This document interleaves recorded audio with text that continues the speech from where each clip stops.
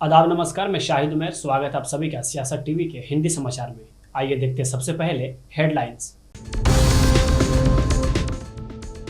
7 राज्यों की 13 विधानसभा सीटों पर उपचुनाव के लिए वोटिंग जारी। एनडीए या इंडिया, किसका पल रहा भारी? सुप्रीम कोर्ट ने मुस्लिम महिलाओं को भी दिया गुजारे भत्ते का हक, कहा धर्म रुकावट नहीं। कांग्रेस उद्धव शिवसेना ने शिंदे सरकार को घेरा, आरोपी को बचाने केस को दबाने का लगाया आरोप। बिहार से दिल्ली जा रही स्लीपर बस, उन्नाव में सड़क पर दौड़ी मौत, लगातार दूसरे दिन हादसा। पटना मरीन ड्राइव का गायघाट से कंगन घाट तक विस्तार, सीएम नीतीश कुमार ने आज तीसरे फेज का किया लोकार्पण। कांग्रेस से ज्यादा नाथ परिवार की प्रतिष्ठा दांव पर, क्या इससे तय होगा कमलनाथ का भविष्य? राजस्थान में विकास की रफ्तार, सड़कों पर बिछेगा तार, नौकरी की होगी बौछार, बजट में हुए बड़े ऐलान। फलस्तीनियों को शरण देने वाले गजा के एक स्कूल पर हमले में 27 की मौत। अब खबर विस्तार से। देश भर के 7 राज्यों में खाली पड़ी 13 विधानसभा सीटों पर आज उपचुनाव है। इन सीटों पर वोटिंग सुबह से हो रही है। इनके नतीजे 13 जुलाई को आएंगे। लोकसभा चुनाव में इंडिया गठबंधन के अच्छे प्रदर्शन के बाद इन चुनाव में सत्ताधारी एनडीए को विपक्ष से कड़ी टक्कर मिलने की उम्मीद जताई जा रही है। बिहार की रुपौली, पश्चिम बंगाल की रायगंज, रानाघाट दक्षिण, बगदा, माणिकताला, तमिलनाडु की विक्रवंदी, मध्य प्रदेश की अमरवाड़ा, उत्तराखंड की बद्रीनाथ, मंगलौर, पंजाब की जालंधर वेस्ट, हिमाचल प्रदेश की देहरा, हमीरपुर, नालागढ़ सीटों पर आज मतदान हो रहा है। ये सीटें लोकसभा चुनाव या विधायकों के निधन के चलते खाली हुई हैं। वहीं यूपी की करहल, मिल्कीपुर, कटहरी, कुंदरकी, गाजियाबाद, खैर मीरापुर, फूलपुर, मंझुआ और सासामऊ सीटों पर उपचुनाव होना है। उत्तर प्रदेश में 9 विधायक सांसद बन गए हैं और समाजवादी पार्टी के एक विधायक इरफान सोलंकी की सदस्यता चली गई, जिसकी वजह से कानपुर की सीसामऊ विधानसभा सीट पर उपचुनाव होना है। पश्चिम बंगाल के 4 सीटों पर उपचुनाव होना है। ये चारों सीटें टीएमसी के पास थीं। टीएमसी ने लोकसभा चुनाव 2024 में भी शानदार प्रदर्शन किया है। ऐसे में इस बार भी इन सीटों पर टीएमसी का पलड़ा भारी माना जा रहा है। बिहार की रुपौली सीट पर उपचुनाव है। यहाँ जेडीयू विधायक बीमा भारती के इस्तीफे के बाद चुनाव हो रहा है। अब वो जेडीयू छोड़कर आरजेडी में आ गई हैं। ऐसे में सीट पर एनडीए और इंडिया गठबंधन के बीच कड़ी टक्कर मानी जा रही है। तमिलनाडु की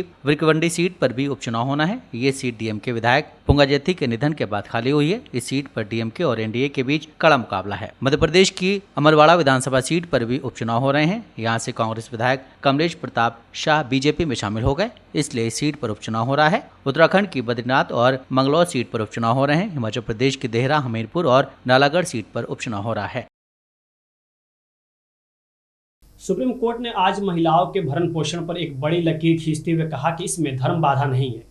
कोर्ट ने मुस्लिम महिलाओं के लिए भी भरण पोषण के लिए पति की जिम्मेदारी तय की है। तेलंगाना की महिला ने भरण पोषण के लिए सुप्रीम कोर्ट का दरवाजा खटखटाया था। इस मामले में पति हाई कोर्ट से केस हार गया था। जस्टिस नागरत्ना और जस्टिस ऑगस्टिन जॉर्ज मसीह की डबल बेंच ने इस पर फैसला सुनाया है। सुप्रीम कोर्ट ने साफ कहा है कि मुस्लिम महिला ही नहीं, किसी भी धर्म की महिला भरण पोषण की अधिकारी है। सुप्रीम कोर्ट ने कहा है कि धारा 125 के तहत महिला मेंटेनेंस का केस पति पर डाल सकती है। इसमें धर्म रुकावट नहीं है। जस्टिस नागरत्ना ने फैसला सुनाते हुए एक बड़ी बात भी कही है। उन्होंने कहा है कि अब वक्त आ गया है कि भारतीय पुरुष पत्नियों के त्याग को पहचाने। उन्होंने सलाह दी है कि उनके खाते और ज्वाइंट अकाउंट खोले जाने चाहिए। इससे पहले भी सुप्रीम कोर्ट ने शाहबानो मामले में कानून की धर्मनिरपेक्षता की बात कही थी। अदालत ने जिस मामले में फैसला सुनाया है वो तेलंगाना से जुड़ा है। इस मामले में याचिकाकर्ता को प्रति माह 20,000 रुपए का अंतरिम गुजारा भत्ता देने का निर्देश दिया गया था। याचिकाकर्ता मुस्लिम महिला ने सीआरपीसी की धारा 125 के तहत याचिका दाखिल कर अपने पति से गुजारा भत्ता की मांग की थी। इस फैसले को हाईकोर्ट में इस आधार पर चुनौती दी गई थी कि दंपति ने 2017 में मुस्लिम पर्सनल लॉ के अनुसार तलाक ले लिया था। परिवार अदालत के फैसले को महिला के पति ने हाईकोर्ट में चुनौती दी थी। पति की याचिका पर हाईकोर्ट ने गुजारा भत्ता को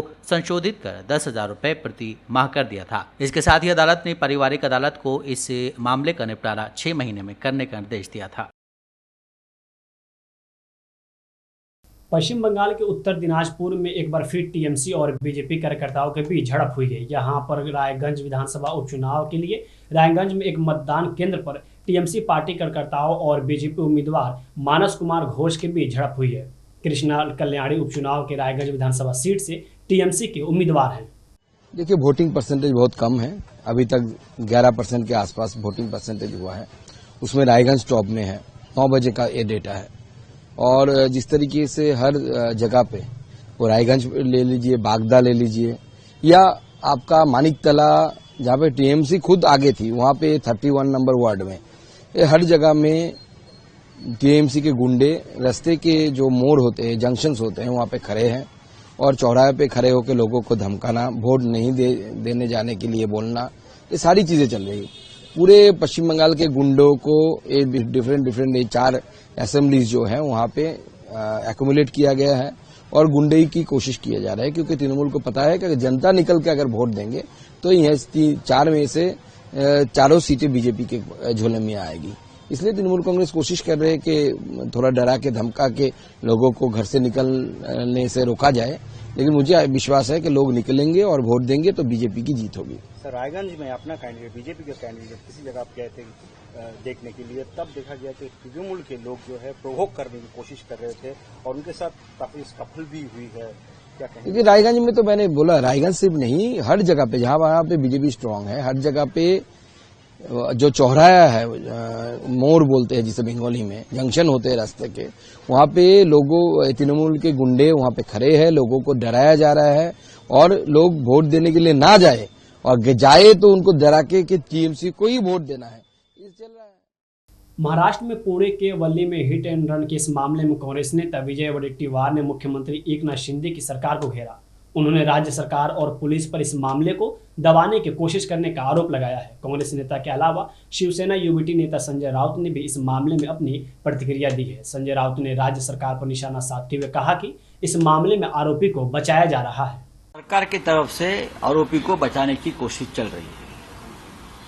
ये हिट एंड रन का मामला साधारण मामला नहीं है। जैसे पुणे में हो गया पोर्शे कार का मामला, अग्रवाल फैमिली, वैसे ये मेहता फैमिली है। ये जो बाप है इस लड़के का, उसका क्रिमिनल रिकॉर्ड चेक कर लीजिए। ये लड़के का जो बाप है, जो शिवसेना शिंदे गुट का जो बोलता है कोई नेता है, उसका क्रिमिनल रिकॉर्ड पुलिस के पास अगर नहीं होगा तो हम दे देंगे। किसी अंडरवर्ल्ड गैंग से उनके संबंध है, क्या करता है, इतनी प्रॉपर्टी या इतनी भारी भारी गाड़ी कहां से आती है, उसका हिसाब मुंबई पुलिस को अब करना पड़ेगा। ये मुख्यमंत्री का खास आदमी कैसे बना, जिसका संबंध अंडरवर्ल्ड से सीधा है। आप देख लीजिए एक बार, बोरीवली पुलिस स्टेशन जाकर उसका रिकॉर्ड चेक कर लीजिए, बोरीवली पुलिस स्टेशन में जाकर। ये तो मैं मुंबई पुलिस कमिश्नर को आह्वान करता हूं, उनका रिकॉर्ड सामने लाइए। हिमाचल प्रदेश की 3 विधानसभा सीट नालागढ़, देहरा और हमीरपुर में चुनाव जारी है। देहरा में से बीजेपी उम्मीदवार होशियार सिंह ने कांगड़ा से अपना वोट डालने के बाद सुक्खू सरकार पर हमला बोला है। होशियार सिंह ने कहा कि सरकार ने लोगों पर हावी होने और उन्हें डराने की कोशिश करके हमारा आधा काम आसान कर दिया है। बिल्कुल, हमने पहले कहा था कि ये जो सुक्खू सरकार है, ये भ्रष्टाचारियों की सरकार है, भ्रष्ट लोगों की सरकार है। इनके जितने यार मित्र है सब भ्रष्टों में, भ्रष्टाचार में लिप्त है। और अब जो ईडी की जो रेड पड़ी, इनकी करीबी जो इनकी गाड़ियों में घूमते थे, मेरे पास वीडियो है, जो घनश्याम जो माइनिंग माफिया पर जो रेड हुई है, कई किलो सोना, कई करोड़ों रुपए इनके पास मिले हैं। तो अब सुक्खू ज्यादा दूर दिन उनके भी ज्यादा समय नहीं है, वो भी इनके चपेट में आने वाले, क्योंकि उन्होंने जो याचिका दायर की है इलेक्शन कमीशन में, जो एफिडेविट दिया वो भी गलत दिया, जिसको मैंने चैलेंज किया है। उन्होंने गैर मुमकिन दरिया अपने परिवार के नाम पे कर लिया, और गैर मुमकिन दरिया as per court law, court order cannot किसी की भी संपत्ति नहीं बन सकती, जिससे उसने अभी तक 200 करोड़ का माइनिंग कर चुका है और रोज 100 से 200 टिप्पर उस दरिया से निकाल रहा है, माइनिंग कर रहा है। तो ये अब उसके 2 साथी जो ईडी के चपेट में आए हैं, दस्तावेज मिल चुके हैं ईडी को। अब सुखविंदर सुक्खू के दिन जो है ज्यादा क्या कहते हैं उसको। उत्तराखंड की 2 विधानसभा सीटों पर आज उपचुनाव हो रहे हैं। मंगलौर सीट पर बसपा विधायक के निधन के बाद से ये सीट खाली चल रही थी, जबकि बद्रीनाथ सीट पर लोकसभा चुनाव से पहले कांग्रेस के विधायक भाजपा में शामिल हो गए थे। मंगलौर सीट पर मतदान के दौरान 8 से 10 राउंड फायरिंग हुई है। इस मामले में एसपी का कहना है कि असामाजिक तत्वों द्वारा हमला किए जाने की बात के बारे में जानकारी एकत्रित की जा रही है। फिलहाल स्थिति सामान्य है और शांतिपूर्ण तरीके से चुनाव हो रहा है। असामाजिक तत्वों के द्वारा हमला किए जाने की बात के बारे में जानकारी जुटाई जा रही है कि क्या बात हुई है और किस रूप में हुई है, लेकिन फिलहाल स्थिति सामान्य है और शांतिपूर्वक चुनाव चल रहा है। आप मौके पर आए सर, क्या किस तरह की स्थिति थी, पूरा पुलिस फोर्स आया और क्या किस तरह की सूचना यहाँ पर आई थी? देखिए, जो भी चीजें, जब भी कोई सूचना मिलती है कि कहीं पर कोई असामान्य स्थिति उत्पन्न हो सकती है या आशंका हो सकती है, तो इस पर त्वरित रूप से मौके पर पहुंचना सर्वोच्च प्राथमिकता होती है और वही करना भी। कुछ लोग घायल भी हुए सर, जिनको हॉस्पिटल लेके जाए? अभी उस संबंध में कोई प्रामाणिक स्थिति और पुष्टिकारक जानकारी नहीं उपलब्ध हुई है। किस तरह शांति व्यवस्था कायम है, आप भी देख रहे हैं। शांतिपूर्वक चुनाव संपन्न चल रहा है। ये लिबरेडी का बूथ नंबर 2। दिल्ली सरकार में मंत्री आतिशी ने आज कहा, पिछले बार दिल्ली में पिछले 40 साल से सबसे ज्यादा जलस्तर बढ़ा था, इसलिए इस बार हमने अभी से बाढ़ की तैयारी शुरू कर दी है। आज हम पुराने लोहा पुल के सामने यहाँ यमुना बाजार भी हैं, जो दिल्ली के निचले इलाकों में से है। पिछली बार यह इलाका सबसे ज्यादा बाढ़ग्रस्त हुआ था। आज हमने राजस्व व सिंचाई विभाग के अधिकारियों के साथ यहाँ स्थिति का जायजा लिया है। दिल्ली सरकार पूरी तरह से तैयार है। यदि हमें शॉर्ट नोटिस भी जारी कर लोगों को बाहर निकालना पड़े तो हम इसके लिए तैयार हैं। देखिए, जो यमुना बाजार का एरिया है, ये बेसिकली यमुना नदी के फ्लड प्लेन्स पर है। तो यहाँ पर जहाँ पर हम खड़े हैं, यहाँ का 205 मीटर्स के आसपास की हाइट है। तो इसलिए पिछली बार बाढ़ के समय 208 मीटर तक तो पानी ही चला गया था। तो यमुना बाजार वाला जो एरिया है, ये डेंजर मार्क पर जब पानी आता है तो यहाँ पर पानी भर जाता है। इसलिए आज हम यहाँ पे रेवेन्यू डिपार्टमेंट के जो डिजास्टर मैनेजमेंट की हमारी टीम है उसके साथ आए हैं, यहाँ के प्रोटोकॉल्स डिस्कस करने के लिए। और अभी यही डिसाइड हुआ है कि 204 मीटर जब पानी पहुँचेगा तब से यहाँ पे मुनादी यमुना बाजार के एरिया में शुरू हो जाएगी, सो दैट 205 अगर पहुँच जाए तो तुरंत यहाँ पे इवैक्यूएशन हो जाए। और आज भी हम यहाँ पे इसीलिए आए हैं और लगातार अब रेवेन्यू डिपार्टमेंट, डिजास्टर मैनेजमेंट जो अथॉरिटी है हमारी, वो यहाँ के एरिया के RWA से, रेजिडेंट से बात भी करेगी। और क्योंकि उनको कन्विंस करना भी ज़रूरी है कि जैसे पानी बढ़ना शुरू हो जाए तो तुरंत इवैक्यूएशन ज़रूरी है। पिछली बार रेजिडेंट्स ने भी इवैक्यूएशन करने में समय लगाया था और आखिर में जब एकदम से पानी बढ़ा था तो कई लोगों को यमुना बाजार से निकालने में हमें दिक्कत भी आई। मैम, डीसिल्टिंग हमने देख ली, यहाँ पर दीवार बनी है जो पिछली बार कमजोर थी, वो भी देख लिया, कई चीजें देखी हैं, लेकिन और क्या ऐसी तैयारियां हैं जो आप लोगों ने कर रखी हैं? उनके लिए क्या तैयारी? देखिए, राहत की भी पूरी तैयारी है। ऑलरेडी जो हमारे लो लाइंग एरियाज हैं जहाँ पर पिछली बार फ्लड।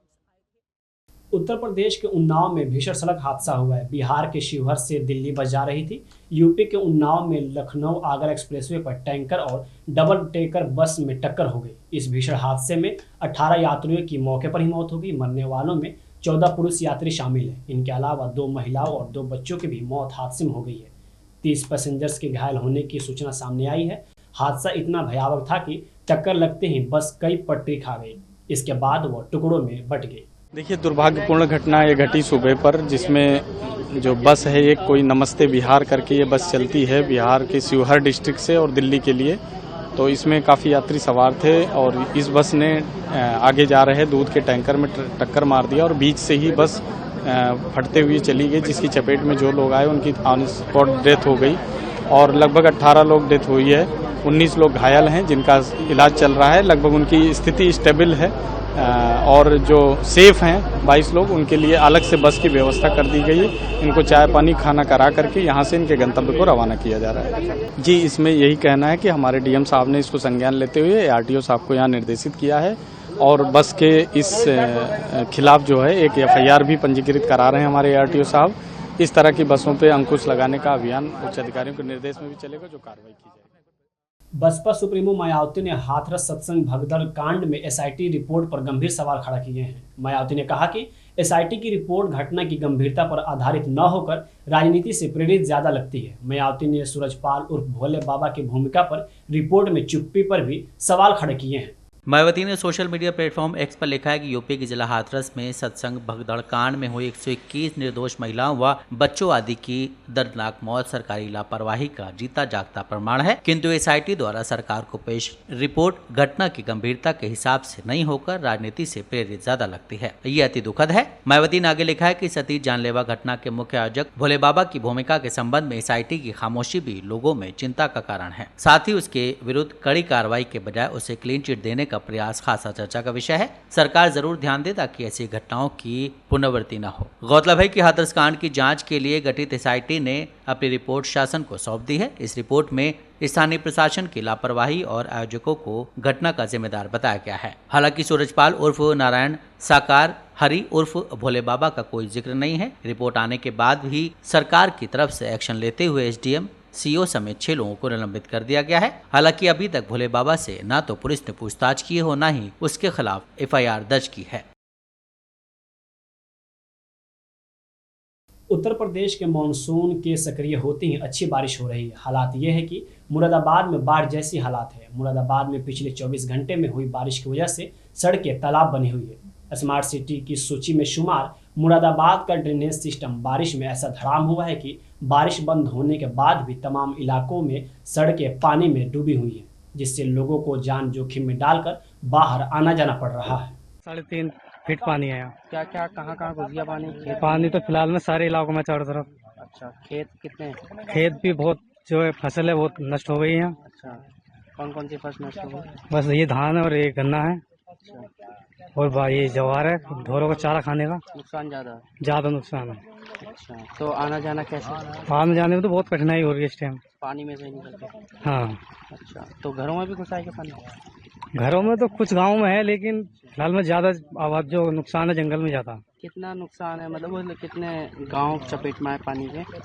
लगभग 10-12 गांव ये चपेट में है। अच्छा, पानी ज्यादा है? ज्यादा पानी है, मुस्ताबुर से लेकर नीचे उधर कुछ इतना उधर हो गए, सब में ज्यादा पानी है। बहुत समस्या आ रही है। बहुत समस्या है, बहुत सामना करना पड़ रहा है, परेशानी बहुत नुकसान है। बिहार की राजधानी पटना के गाय घाट से कंगन घाट तक मरीन ड्राइव का विस्तार हो रहा है। सीएम नीतीश कुमार ने इस तीसरे फेज का लोकार्पण किया। गंगा के किनारे बन रहे इस पथ में अब तक दीघा से गाय घाट तक 12.5 किलोमीटर पर आवागमन हो रहा है और आज तीसरे फेज गाय घाट से कंगन घाट तक जोड़ ले तो अब दीघा से कंगन घाट तक 17 किलोमीटर का जेपी गंगा पथ बनकर तैयार हो गया है। अरे आप तो सब सुनिए, ये बन जाएगा कितना अच्छा होगा। हम तो ही ना करें, नॉर्थ बिहार उसके रहने वाले लोगों को पटना आने के लिए या कहीं भी जाने के लिए कितना सुविधा होगी। इसी के लिए हम लोग बनवा रहे हैं, इसको हम लोग बनवा रहे हैं। तब तो था यहाँ तक, और वो बख्तियारपुर तक में बन रहा था बहुत पहले से, वहाँ तक बख्तियारपुर से 4 किलोमीटर आगे तक उसका नाम है करजान सर, बख्तियारपुर नहीं करजान नाम तो हम बराबर कहते हैं, बख्तियारपुर मत रखिए उसका, करजान के आगे है 4 मिनट आगे करजान है वहाँ तक करजान मुकम्मल तक। जी हाँ सर, वहाँ से बना था, सबसे पुराना है। राजेंद्र सेतु जब पर सबसे पहला बना, राजेंद्र सेतु। ये बात था 62 की बात, 1962। हम चाहते हैं वहाँ तक जाने का, इधर हम लोग यहाँ तक बनवा लिए। शेरपुर सर इसको कोइलवर तक ले जाए, सूरज तो इधर भी ले जाएंगे। तो सब जगह से सोच लीजिए कि नॉर्थ के अलग अलग इलाकों से लोगों को यहाँ पर आने में कितनी सुविधा होगी। और बाहर तो कई बना रहा है ना, प्लेन बन रहा है ना, प्लेन कर रही है सड़क। इसी तरह से यह भी होगा तो लोगों को कितनी खुशी होती है इधर जाने से। 3 रोड हो जाए, जब सब देखते रहता है गंगा नदी कितना अच्छा लगता है। तब देख लिए ना, हम उसको कितना कहे करने वाले, हमको था कह दिया था इस बार फरवरी तक, तब देर हुआ, हम बराबर कहते काहे कर रहे हैं, अभी देर करता है इसलिए लोग देर करती है, तो कह दिए हैं कि कर देंगे। देखिए जनता दल यूनाइटेड के राष्ट्रीय कार्यकारी अध्यक्ष और पार्टी सांसद संजय झा ने आज बड़ा बयान देते हुए कहा, 2025 के विधानसभा चुनाव के संबंध में इस लोकसभा ने संकेत दे दिया है। 243 में से 177 विधानसभा क्षेत्रों में हमारी बढ़त थी। आगामी विधानसभा चुनाव काफी हद तक काम पर आधारित होंगे। बिहार में जाति फैक्टर भी काम करता है, लेकिन कुछ हद तक ही महत्वपूर्ण कारकों में से एक है चुनाव में महिलाओं की भागीदारी। 2025 में एनडीए बड़े अंतर से जीतेगी। जहाँ तक 2025 के लिए आपने कहा विधानसभा चुनाव को लेकर के, मुझे लगता है कि एक सिग्नल इस लोकसभा ने भी दिया है और 177 विधानसभा में हम लोग लीड किए आउट ऑफ 243। और मुझे लगता है कि जो आगे का आने वाला विधानसभा है वो लार्जली काम के बल पर ही, ये तो हो गया यहाँ पर लार्जली, कुछ तो कास्ट फैक्टर प्ले करता है बिहार में, लेकिन लार्जली आपको काम के बल पर वोट मिलता है। एक जो इम्पॉर्टेंट फैक्टर है, मतलब आप लोगों को भी चेक करना चाहिए, वो है महिलाओं का पार्टिसिपेशन इलेक्शन में और महिलाओं को इंडिपेंडेंट होकर वोट देना। हो सकता है उनके घर में मेल मेंबर कहीं और वोट कर रहा, लेकिन वो और जाके कहीं वोट करती है। हम लोगों के एरिया में, मैं मिथिला एरिया से आता हूँ, मैं देखा 10% 12% ज़्यादा महिला वोट की जा करके। तो हमको अब ये सब साइलेंट वोटर है, ये पता नहीं चलेगा अब, लेकिन चुनाव के दिन जब निकल करके लोग वोट करती हैं तो इन सब का लबोलुबाब वही है कि 2025 में निश्चित रूप से बड़े मार्जिन से एनडीए चुनाव जीतेगी। और पिछले विधानसभा चुनाव की बात की जाए तो जिस तरीके से डाउनफॉल हुआ जेडीयू का, तो इस बार आपके लिए एक चैलेंज तो होगा कि जो लास्ट टाइम हुआ उसको कैसे रिकवर पिछले किया जाए? वाले में आप भी जानते हैं कि कुछ और फैक्टर भी प्ले कर गया था। हाँ, अनअवॉइडेबल था, ये सिचुएशन हो गया। इस बार ये फैक्टर नहीं है। पिछली बार वो फैक्टर नहीं होता, सच्चाई ये है, तो उस बार भी एनडीए 180-185 सीट जीती। मध्य प्रदेश के अमरवाड़ा विधानसभा में आज उपचुनाव है। यहां बीजेपी के कमलेश शाह और कांग्रेस के धीरन शाह इनावती आमने सामने है। छिंदवाड़ा की अमरवाड़ा विधानसभा का ये चुनाव खास है। दरअसल ये चुनाव पूर्व मुख्यमंत्री कमलनाथ और पूर्व सांसद नकुल नाथ का राजनीतिक भविष्य तय करेगा। यहाँ कांग्रेस से ज्यादा नाथ परिवार की प्रतिष्ठा दांव पर है। पूर्व सीएम कमलनाथ ने यहाँ एक छत्र राज किया। इस लोकसभा चुनाव के पहले तक उनके गढ़ में कोई सेंध नहीं लगा सकता था। साल 2019 में प्रधानमंत्री नरेंद्र मोदी की लहर के बावजूद छिंदवाड़ा सीट कांग्रेस के पास थी। लोकसभा के अलावा सारी जिले की विधानसभा सीटें भी कांग्रेस के पास ही थी। वहीं आपको बता दें कि ये सीट तब भी कांग्रेस के पास ही थी जब साल 1977 में पूरे देश में पूर्व प्रधानमंत्री इंदिरा गांधी के खिलाफ लहर थी। आजादी के बाद से इस सीट पर कांग्रेस का ही कब्जा रहा है। नाथ परिवार ने इस सीट पर 40 सालों से ज्यादा तक राज किया है। इस अमरवाड़ा उपचुनाव में भी कमलनाथ जीत दर्ज कर अपना वर्चस्व साबित करना चाहते हैं। कमलनाथ की प्रतिष्ठा के सवाल पर कांग्रेस के पूर्व विधायक शैलेंद्र पटेल ने कहा है कि हर चुनाव में अलग परिस्थितियां होती हैं। किसी एक चुनाव का परिणाम कमलनाथ का राजनीतिक भविष्य तय नहीं कर सकता। कमलनाथ राष्ट्रीय स्तर के नेता हैं। लोकसभा चुनाव के बाद पूरे देश में कांग्रेस के पक्ष में माहौल बना हुआ है। अमरवाड़ा में भी कांग्रेस जीत दर्ज करेगी। वहीं भाजपा प्रवक्ता ने कहा है कि छिंदवाड़ा की जनता से कमलनाथ का मोह भंग हो गया है। यही कारण है कि कमलनाथ और नकुलनाथ कांग्रेस प्रत्याशी के नामांकन में भी नहीं पहुंचे। उन्होंने प्रचार में भी केवल रस्म अदायगी की। प्रदेश कांग्रेस अध्यक्ष जीतू पटवारी अमरवाड़ा में हार का ठीकरा कमलनाथ पर फोड़ने की कोशिश कर रहे हैं। इस चुनाव के बाद कमलनाथ का मध्य प्रदेश से राजनीतिक भविष्य खत्म हो जाएगा।